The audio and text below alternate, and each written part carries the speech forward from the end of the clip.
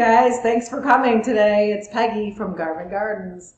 I know you all have done this a million times, but maybe not. I don't know if everybody's come to this program before, but we're doing our annual container garden, which is always very popular here at Wooddale Library. So just a couple basics we're going to talk about real quick. We have our container. Everybody got this nice brown, inexpensive. This is probably a good 14-inch pot. So when you're purchasing pots, just a couple tips. Make sure you always have a bit of drainage in the bottom. I know I just did a planter for somebody and it didn't come with one, so I just broke out the drill and a big drill bit and drilled like 3 holes in the bottom. You'll need to have drainage if it's outside. In the house, no, you want to usually have a pot to catch that water, so you have your grow pot inside of that. But this is for outside. This is not an indoor pot at all. So definitely drainage. If you want to get a tray to put underneath to catch that water, you can do that as well. You just don't really want standing water, of course, because that's where the mosquitoes will have lots of babies, and that'll annoy you, of course, this summer. So when you're purchasing pots, plastic is lightweight. As you can see, it's durable for the most part. You can leave it outside in the winter if you can't have a place to store it. Otherwise, you know, it's just basic stuff. But if you want to invest some money and get something a little nicer, you could definitely get some of the fiberglass. There is some high-end plastic pots as well at some of the nice mass markets. You know, Home Depot and even Target had some nice pots. And ceramic. Ceramic pots too. You'll see those at all those mass market stores. Hobby Lobby even has some, and I've seen some nice stuff at Michael's even. If it's on sale, this is going to be the time to find it at the end of the spring season, as we're in June now. So if you're looking for pots, you usually could hit a sale at this time. If not, they will be next week. But you know, your selection's not going to be there as well. The ceramics are nice too. They don't all have drainage, so you want to make sure there's a hole on the bottom. If there isn't, you can create drainage. But I worry about that even too. If we have a torrential rain, you don't want those pots filling up with water and drowning your plants. So you can take like the old plastic pots. I did that with some just to fill up some of these larger pots. You could just take these and put them on upside down in the bottom of the pot. I did like 2 layers in a really tall pot I had, and that helps create some drainage. And it fills up some of that soil space that you don't necessarily need to fill because it's going to just be more heavy. The roots only need about a good 12, 15 inches deep of soil, kind of like what we have here. So if it's anything bigger, you can fill up that empty space with empty pots, you know, styrofoam peanuts, even your aluminum cans would work fine too. Just to fill up some of that space and lighten up that pot. So ceramic pots have to usually be brought into the garage, a shed, somewhere over the winter. Or like I have some that are pretty large. I just move them closer to the house and tarp them really well. You don't want any water in those pots over winter freezing outside because the freezing and thawing will intend them to crack. And you may get a couple of years out of them. But if you spend some good money on them, it's worth the struggle of getting them into a garage or a shed where they're not going to get wet over the winter. Because, you know, January we could have 30 below and then it could be 50 the next day. So that kind of moisture back and forth will crack your pots, especially if they're collecting any snow or moisture on top of the soil. So anything, if you do leave it outside, try to tarp it up so it's not going to give any moisture. And it'd be best if they were dry soil even before you get into that tarping thing. Because even if there's a little bit of moisture in there, the freezing and thawing will take that pot and make it crack. I've had a few outside over the years, but and they will hold up for a few years, but it really depends on how much money you put into it. So if you got a really nice pot, you love it, try to drag it in the house. Even the foam pots do well outside. I do have some actual clay-looking pots that are plastic. Those I can leave out all year. They've been out for years, and they never show any kind of damage. So that's a good plant to use. So anyway, that's the story on the plants. Usually you want to plant so you have enough room for everybody to grow because a lot of these are going to start out small and need to get bigger. So the soil we have in here today too, you always want to use a good soil potting mix, not topsoil. Topsoil will just compact into this pot and will not be able to let those roots breathe. So it's not a soil mix. It's good for filling in on the lawn or in between your cracks next to the driveway. anything like that, or even if you're going to be planting any kind of bushes or anything, the topsoil is good for that. But for any kind of interior plants or even these container gardens, I want you to use a potting mix. So today we used in yours, and I got this over at Menards, it was on sale. You can use the Miracle Grow brand, whatever you like, but I like to hit the sales, of course. I just used this Master Gardener one, and this was on sale last week at Menards. And it's a potting mix, so it's been sterilized. It also has a nice mix of peat moss in it. It has perlite or vermiculite, which is also going to aerate the soil. The peat moss is going to help retain moisture. And then, of course, this fertilizer too comes with fertilizer in it. And some of them do also. I don't think I got the one that has those water crystals, which will help retain moisture. Once they wet, they will just hold water, and then if you kind of forget to water, it'll release the water to the plant. I guess it works somewhat, but really water is the best answer when your plants are thirsty. But the fertilizer is important. But first of all, the soil's nice and loose, as you can see. It does have those white specks, that's the perlite, and you'll see a little blue specks, that's the fertilizer in here. The brown is the peat moss, and then you may see a couple little chunks of bark chips and stuff, just to keep it loose and airy, because above ground, you need that drainage, okay? So remember, potting mix is always good, and I always look for the sales, because I think the plants will grow in anything that's a good soil. Like I said, this one has that 9 months of fertilizer in here, and that is on this one, the NPK, nitrogen, phosphorus, and potassium, is 12-4-8. That's just the rate of nutrients in that. So the first number, nitrogen, is for leaf growth. The second, phosphorus, is for blooms, and the potassium is for root growth. So usually the middle number, if you want your annuals to keep blooming, you will want a higher middle number. This is a general fertilizer in the soil, so it'll be good for all plants, including any indoor plants you want to repot this summer. So you can do that. And if you are going to bring any indoor plants outside, bring them out and put them in the shade. They should never go into the sun. They'll just burn. They've never seen sun in the house, so don't go and make that mistake, because you'll be sad to see burnt leaves.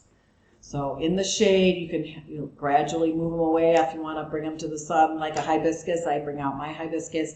It's in the north side of the house in the shade for a week or two, and then I slowly bring it out to the sun, and it'll be in full sun and keep blooming for me all summer. But just don't go right away and do that, and you'll be disappointed with that. So back to the fertilizer. So you get fertilizer that comes with the soil. You can also supplement. So when you're having container gardens and you're watering, you know, it's going to get hot, and you could be watering every day. If it's that dry, and wind will just wipe you out as well. So when you're watering a container garden and a lot of water is just running through, you're leaching the soil as well, meaning you're also, all those nutrients are running through it, as well as that slow release fertilizer. So it says 9 months, but you may want to supplement too halfway through the season, because it's not in the warmer weather, when it's hot out, the fertilizer will break down faster too. And especially if you're like, forget a couple days and you go into that dry bone stage of fertilizer, or the soil's really dry, you're going to want to make sure you're watering so that that fertilizer doesn't break down really fast and burn the plants. So that's one thing about slow release fertilizer.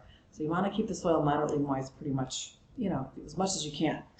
And when you're watering, I prefer to water, if you have the time, in the morning is the best. But I know everybody's schedules are busy, so that may not happen. If you're going to do it after work, you could do it in the evening, preferably not when it gets dark. Plants generally, you know, if you get the leaves wet in the evening, I know it rains at night too, but that's where diseases are, like powdery mildew will spread on damp leaves. So typically it's best to water earlier in the day if you can. Try to get a schedule. It's always fun to, one more thing to do, but try to do that so your plants will thrive and you'll be happy. So fertilizing and watering. And when I water my plants too, I usually water at the soil line, not from on the top. A lot of people think it's fun just to take that sprayer and do. Preferably try to get it into the soil line. You can water the top, but if it's in the sun, you can burn it. You're not necessarily getting that whole root ball. So really try to get that nozzle in around the soil line and all around the whole pot.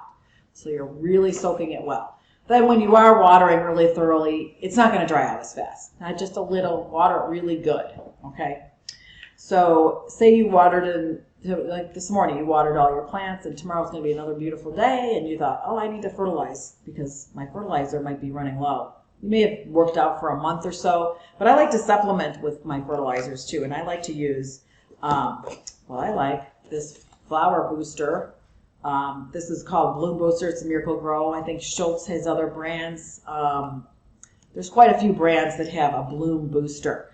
So I talked about the fertilizer numbers, the NPK on the soil that came with the soil, but the this bloom booster is a 1552 10. Sorry, I can't see that really well. But you can tell the middle number is the highest. It's for more flowers, more blooms. And of course, that's what we want to see this summer. More flowers on our annuals. And even if you want to try to get more flowers on your tomato plants, you know, so you get more tomatoes, that might help too. But they do like other things, those other vegetables. But this is really for your annuals and, you know, roses, any kind of blooming plants you have. And so this you mix in with your watering can and just water your plant with it. And it's readily available. When it's a liquid form like this, it's going to be taken up right away by that plant because it's taken up by the roots. It's not waiting to be broken down like a slow release. So technically you'd want to water first so your plants are not dry when you fertilize. You want to have moist soil. So say you're going to water in the morning and then maybe fertilize in the afternoon. Let the water run through. This way when you fertilize, the fertilizer will stick in the soil and it won't just run right through like a dry pot. I'm sure you've watered and had water run right through. If that's the case, you want to put a tray underneath, let the tray fill with water. A lot of times that plant will draw it back up, but just don't let it sit there for a few days because the mosquitoes will get to it. But after you watered, then you could do that fertilizing, which works really well. And you can do it once a week, once a month, whatever, however you mix it, and that's going to be included in the directions, of course, of how much to use. But I like to supplement with that. So I use that at home. Then, of course, if you have other plants, I try that mirror acid, which is a little more acidic loving, like the rhododendron, the azaleas, even those hydrangeas to get a blue color or purple. They like that acid fertilizer, so you use a mirror acid for that. So that might be something to look into also. Now, a couple things I saw when I was shopping for fertilizer. Now, if you want to go organic, of course, there's the fish emulsion, which is going to smell a little bit, but it's a natural fertilizer. And you can use this for anything, indoor or outdoor. It's all organic, and it says it won't burn your plants. It's a 5-1-1, so you can tell the difference in the number of nitrogen, phosphorus, potassium. Super low, so you could probably use it every time you water. I believe you mix it in with the water, so it's not straight fish emulsion. But I know it has a little, I haven't smelled this one, but in the past I've known fish emulsion to be a little stinky. Just saying. And then, of course, this was a new one I saw. Here's your slow release Job's Organic.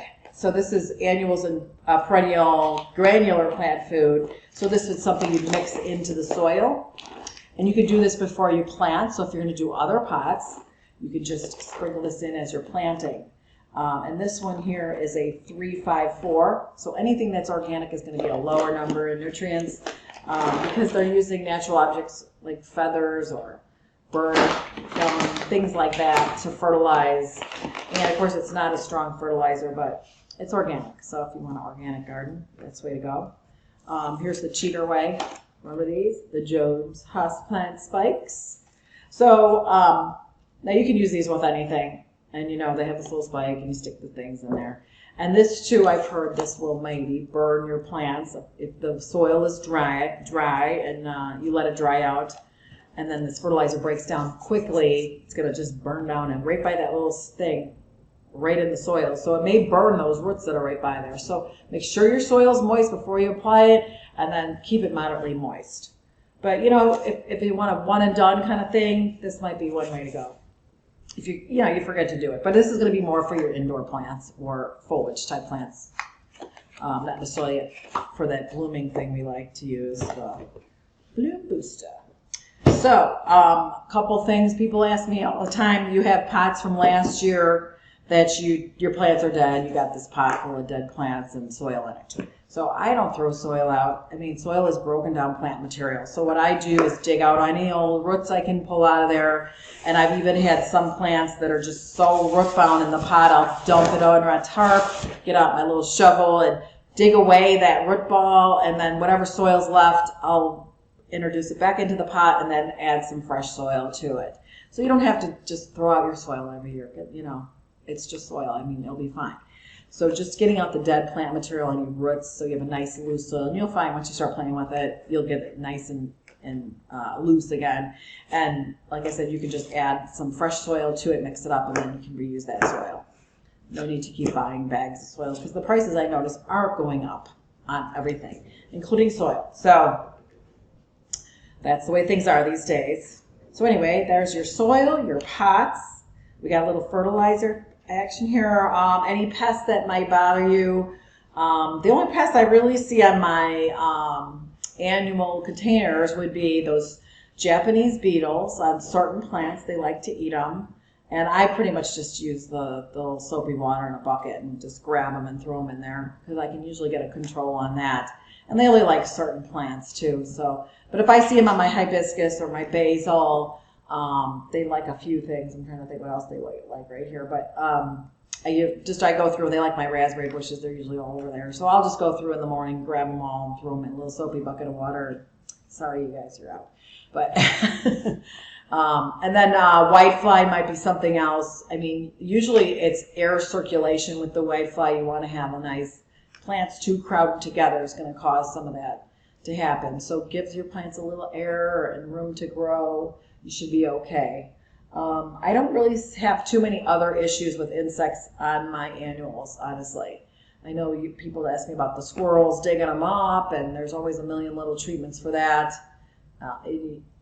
I probably would just go with some chicken wire. If you can just sort of fit chicken wire around, that might help a little bit. But you know, it's a little more work.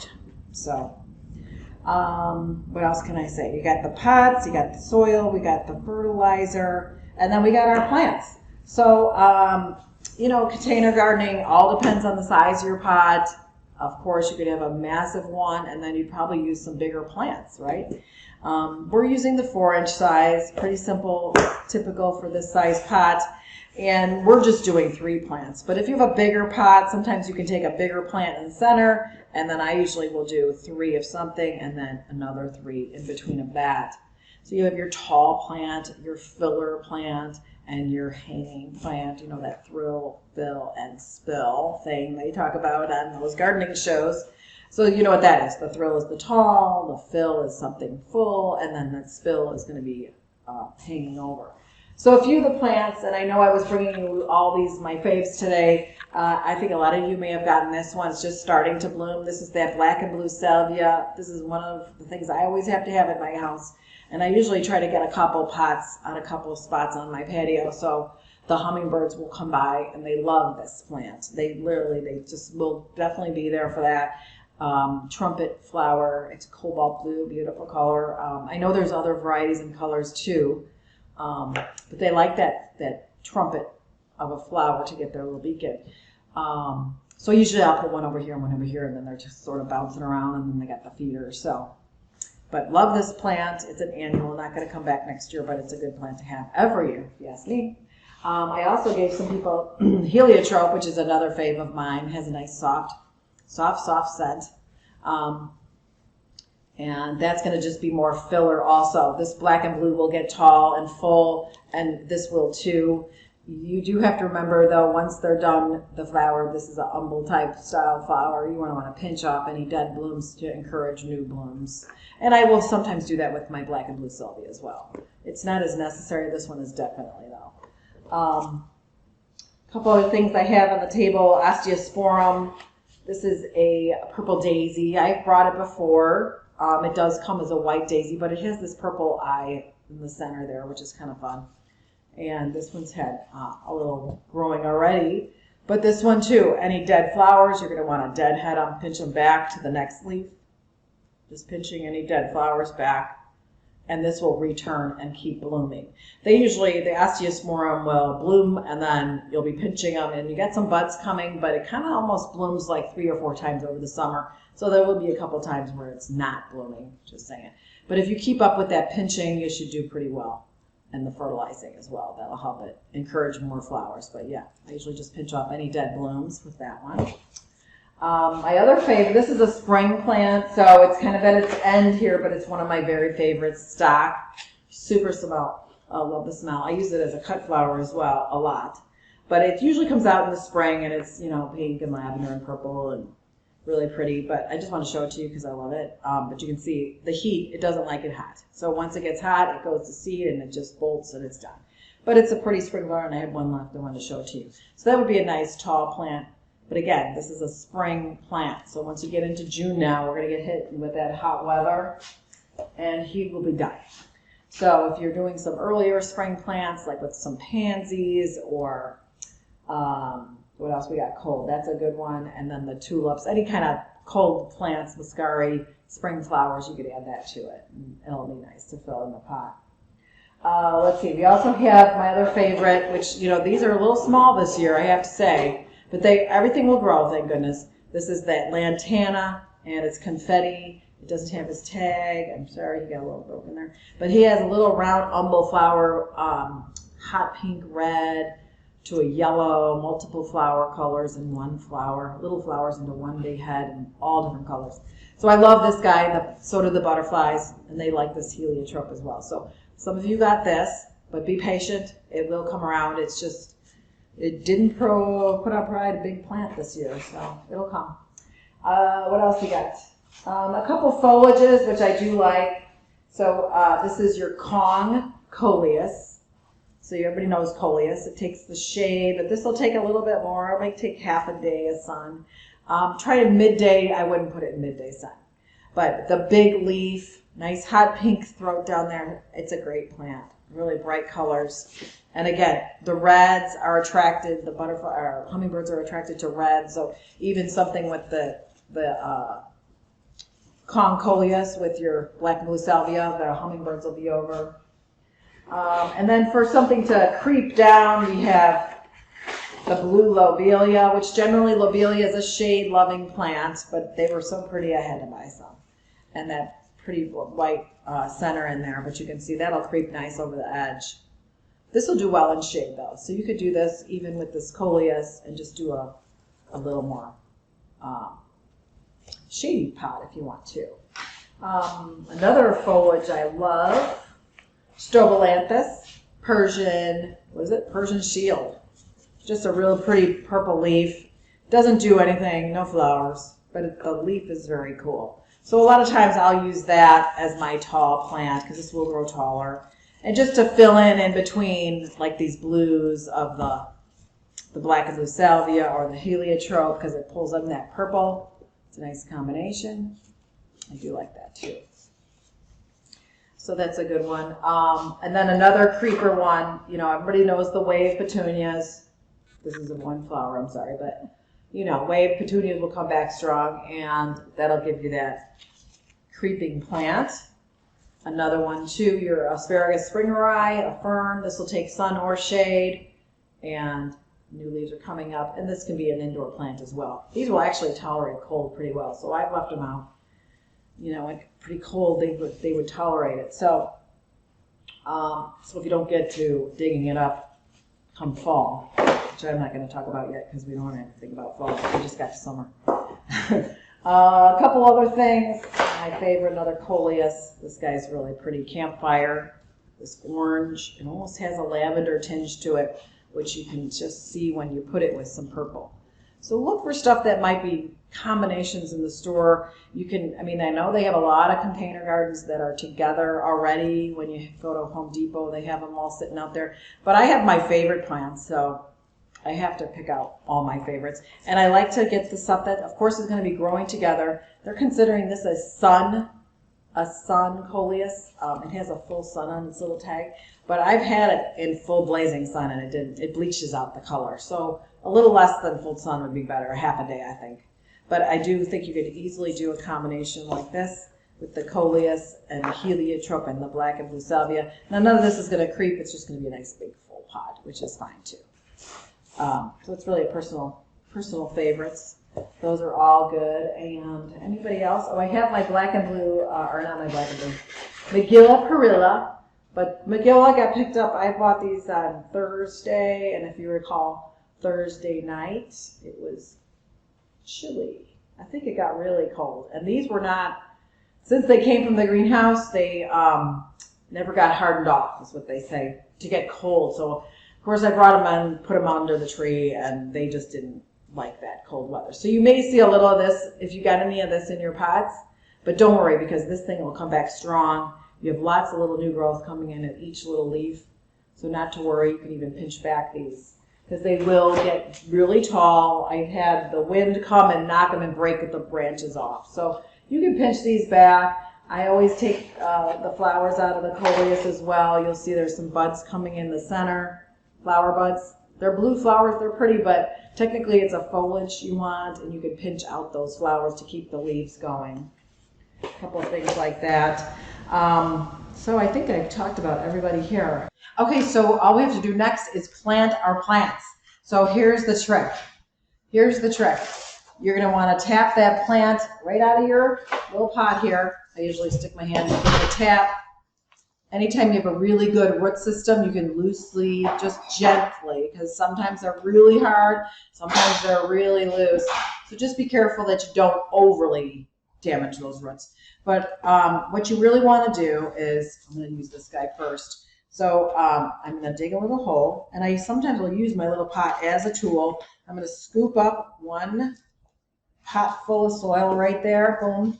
And then I'm going to put this guy right in that hole where I scooped it out. Now you want to have everything planted at the same level on the tops of the soil line there. So nothing is going to be above it. Nothing, the soil can't come here. This will all dry out and die.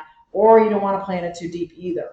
Okay, so it'll rot. Okay, so make sure you're planting everything at the same level. And let's just get this in right. We're going to stick him in first. He's my tall one.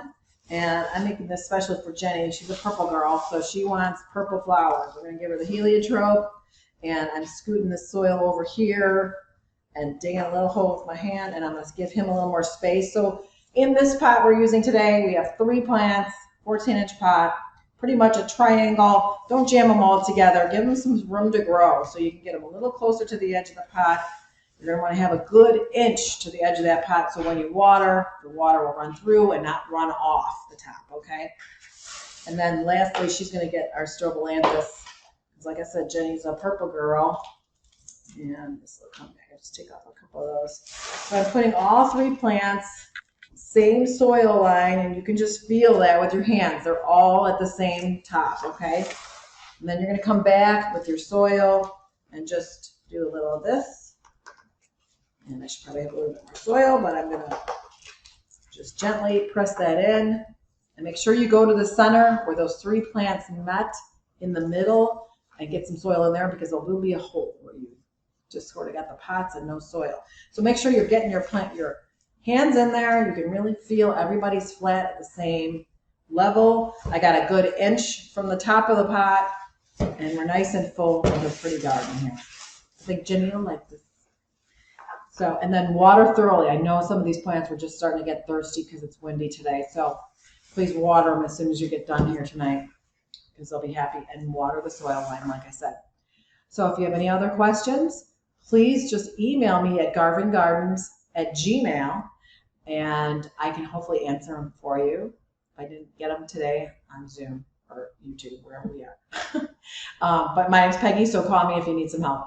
Otherwise, you guys have a great summer. It was great to see you come by, pick them up the plants, and I hope to see you again soon in-house.